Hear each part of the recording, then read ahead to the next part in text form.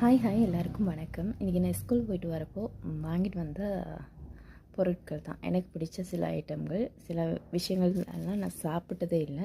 அந்த மாதிரி சில விஷயங்கள் எனக்கு இன்றைக்கி வாங்கிட்டு போகலாம் அப்படின்னு தோணுச்சு.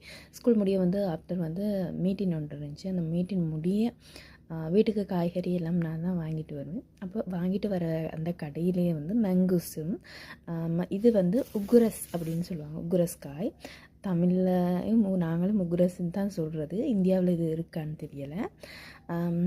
அப்புறம் அது பழங்கள், எனக்கு தேவையான சில ஐட்டம் கொஞ்சம் வாங்க இருந்துச்சு. அதுங்களும் வாங்கிட்டு வந்தேன். அதை உங்களோட ஷேர் பண்ணிக்கலாம் அப்படின்னு இந்த வீடியோ எடுக்கிறேன்.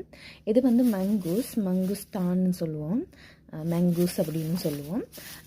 இது வாங்கிட்டு வந்தேன் நான். 600 கிராம் மாதிரி இருக்குது. 500 எடுக்க பார்த்தேன், 600 கிராம் வந்துச்சு.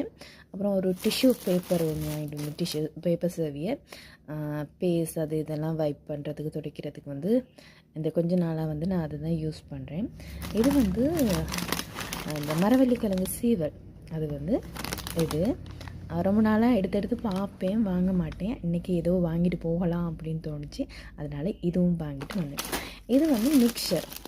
இது எனக்கு பிடிச்சது. முந்தையெல்லாம் 5 ரூபா 10 ரூபாயின்னு இருக்கும். இப்போ எவ்வளோ விலைன்னு காட்டுட்டா விலையை பாருங்கள். 100 கிராம் 120 ரூபா. இது 50 கிராம் 120 ரூபா. இதுவுமே 120 ரூபா.